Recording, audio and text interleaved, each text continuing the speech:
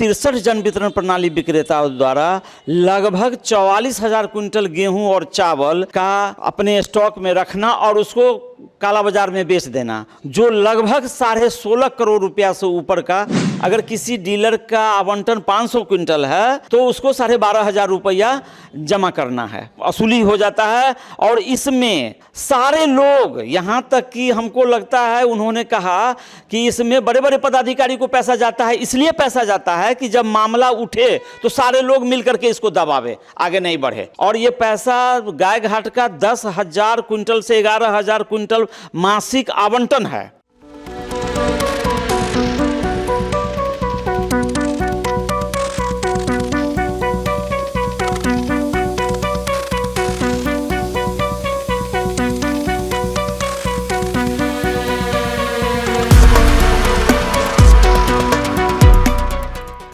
नमस्कार, first look Bihar में मैं निशा श्री आप तमाम दर्शकों का स्वागत करती हूं। और आज हम आपके सामने जिनको मिलवाने जा रहे हैं वो मशहूर हैं आरटीआई कार्यकर्ता के रूप में।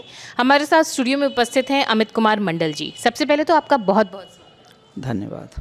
अमित कुमार मंडल जी चर्चित रहे हैं अपने आरटीआई की जो एक तरह से वो क्रांति लेकर आते रहते हैं, उसके लिए वो अन्य जितने भी भ्रष्टाचार के मुद्दे होते हैं उसके ऊपर वो अपनी आरटीआई डालते हैं और उन खबरों को निकाल कर उसके ऊपर आगे की कार्रवाई करते हैं। इसी तरह से गायघाट प्रखंड के में भी जो किसानों के एक मसले को लेकर के उन्होंने आरटीआई दर्ज की और उसके ऊपर उनको क्या जवाब मिले हैं, इसी विषय पर बातचीत करने के लिए आज वो हमारे साथ स्टूडियो में उपस्थित हैं। बताइए, क्या आपने आरटीआई डाला? डी फार्मा स्टूडेंट्स अब हो जाइए तैयार, आपके लिए है बहुत अच्छी खबर कि अब केवल डी फार्मा स्टूडेंट्स को ही मिलेगी फार्मासिस्ट की जॉब। तो ये कोर्स करने के लिए आपके पास है 2 choices. DPS group of institutions के किसी भी कॉलेज में एडमिशन लेकर के आप घर बैठे कर सकते हैं ऑफलाइन कोर्स या फिर आप कर सकते हैं ऑनलाइन क्लासेस। और उससे भी अच्छी बात ये है कि डीपीएस ग्रुप के कॉलेजेस जो कि हैं इन 5 शहरों में, रांची, दुमका, देवघर, मुजफ्फरपुर और सीतामढ़ी, इन 5 शहरों के किसी भी कॉलेज में एडमिशन लेकर आप किसी और शहर में बैठ करके ये कोर्स कर सकते हैं। आपको कॉलेज के नाम और डिटेल्स मिल जाएंगे वीडियो स्क्रीन पर, और बाकी किसी जानकारी के लिए दिए गए नंबर पर कॉल करें। तो मुझे कमेंट सेक्शन में बताना ना भूलें कि आखिर आप किस शहर में एडमिशन ले रहे हैं। ये हमने आरटीआई डाला था प्रखंड विपणन पदाधिकारी के पास कि हमें यहाँ जो 131 डीलर हैं उनका मासिक स्टॉक पंजी हमको उपलब्ध कराया जाए।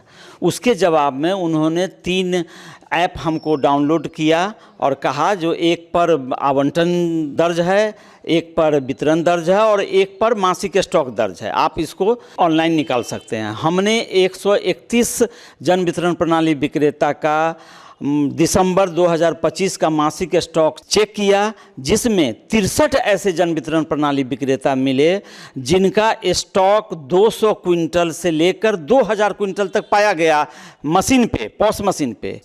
हम लोगों ने गुप्त तरीके से कुछ डीलरों का मासिक स्टॉक उनके फिजिकल घर पे जा कर के पता किया तो 1 किलो भी उनके स्टॉक में फिजिकल रूप में उपलब्ध नहीं है।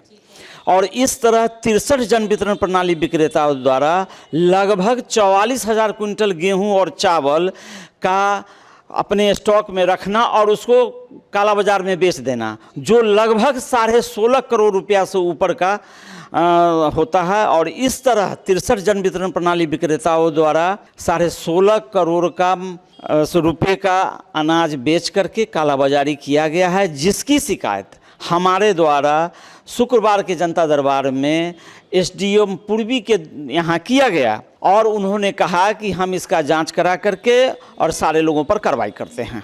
जी, तो ये अभी उन्होंने कहा है कि कार्रवाई इसके ऊपर होगी, लेकिन आपको क्या लगता है कि जिस जगह पे खाद्यान्न नहीं होने वाली जो आप बात कह रहे हैं कि वो दिखाया तो जा रहा है कि वहाँ पे लगभग 7,075 क्विंटल खाद्यान्न हैं और मतलब घट गए हैं और उसमें वितरण नहीं किया गया है, इस पर आपको क्या लगता है कि उसमें क्या किया?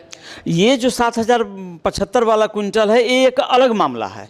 ये मामला क्या है कि हमने सचिव खाद्य एवं उपभोक्ता संरक्षण को आवेदन दिया कि साहब इतना मासिक स्टॉक है, फिजिकल रूप से वहाँ नहीं है।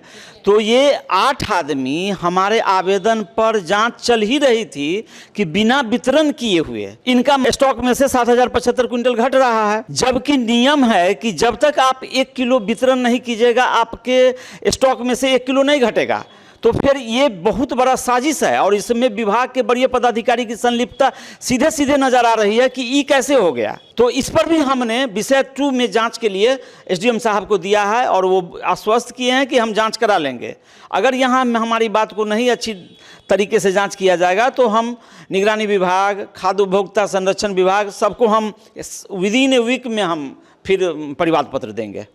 तो जो पहले मामले की आप चर्चा कर रहे थे जिसमें आप 44,161 क्विंटल खाद्यान्न की कालाबाजारी की बात कर रहे हैं और उसमें आप कह रहे हैं कि 16,48,76,928 ये आपका कहना है कि इतने रुपए के गबन की आपको जो है वो आशंका लग रही है, ये आपने कैसे किया? ये कैलकुलेट किया, उसमें हमने अपने आवेदन में परिवाद पत्र में हमने एक शेड्यूल बनाया है कि किस आदमी के पास कितना गेहूं और कितना चावल मासिक स्टॉक में है और सरकारी रेट के अनुसार गेहूं और चावल का जो रेट है उसको इक्विवेलेंट करके जोड़ करके और उनके द्वारा किसी का 16 लाख, किसी का 20 लाख, किसी का 25 लाख, किसी का 28 लाख, इस तरह से इन्होंने एक सिंगल व्यक्ति ने गबन किया और इसको जोड़ करके जो अनुलग्नक ए में पृष्ठ 1 से 68 तक में वो सारा डिटेल्स है सबूत के साथ, जिसको हमने वहाँ रखा है।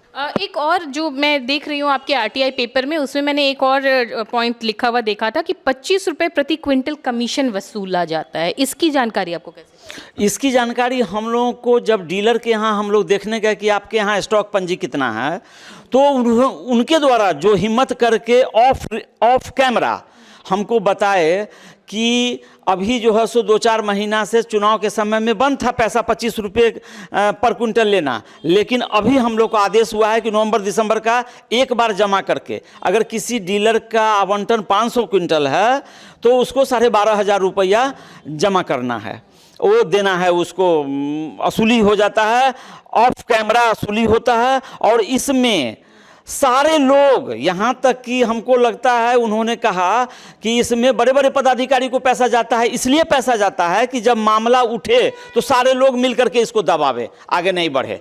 और ये पैसा गाय घाट का 10,000 क्विंटल से 11,000 क्विंटल मासिक आवंटन है, तो उस हिसाब से 2.5 लाख से 3 लाख रुपया तो ऐसे वसूल किया जाता है विपणन पदाधिकारी के द्वारा। और उसी विपणन पदाधिकारी को अगर जांच का जिम्मा मिलेगा तो वो संभव ही नहीं है जो ये जांच फेयर हो सकता है। तो जैसे कि आपको अभी आश्वस्त किया गया है अधिकारियों द्वारा कि इसके ऊपर जांच होगी, तो क्या चाहते हैं आपकी किस तरह की टीम तैयार है? हमारा कहना है, हम एसडीएम साहब को कहे भी हैं कि जो जिस प्रखंड के हैं उससे जांच तो कम से कम नहीं करवाइए, जिला में आप अपने स्तर के अंदर में टीम बनाइए और उससे जांच करा करके और उसके बाद उस पर कार्रवाई कर दीजिए। तो उन्होंने कहा है कि हम जिला से ही टीम बनाएंगे, हम जो वहाँ विपणन पदाधिकारी हैं उनके द्वारा नहीं करवाएंगे जांच। तो ये सारी, तो आपको लगता है कि ठीक है अभी तक जितना गबन हो गया, जितना भ्रष्टाचार हो गया, तो अगर आप ये जो कार्रवाई आप कर रहे हैं इससे आगे रुकेगा या फिर पुराना जो किसानों को नुकसान हुआ है उसमें कुछ रीइंबर्समेंट भी हो? देखिए, हमारा ये था कि अगर ये सारे रिकवरी हो जाता है तो जो नए वाले जन वितरण प्रणाली विक्रेता या बचे हुए जो लोग हैं वो इससे जो है सो खार खाएंगे और जनता के साथ जो घट तोलते हैं, साल में 2 बार जो है सो किसी न किसी रूप में अंगूठा ले करके अनाज नहीं देते हैं बहाना बना करके, इस सब पर लगाम लगेगा। तब आगे इस तरह की कोई शोषण ना हो, इस बात के लिए आप ये प्रयास करें। जी हाँ। तो ये थी तमाम बातें। हालांकि ये इनके जितने भी आरोप हैं उसकी फर्स्ट लुक बिहार कोई पुष्टि नहीं करता, लेकिन अगर कोई आरटीआई डालता है, उसके पास कोई संदेह है, तो क्या संदेह है इसका स्पष्टीकरण या इस बात की जानकारी आप तक भी होनी चाहिए, इसलिए हमने इस खबर को चलाया है।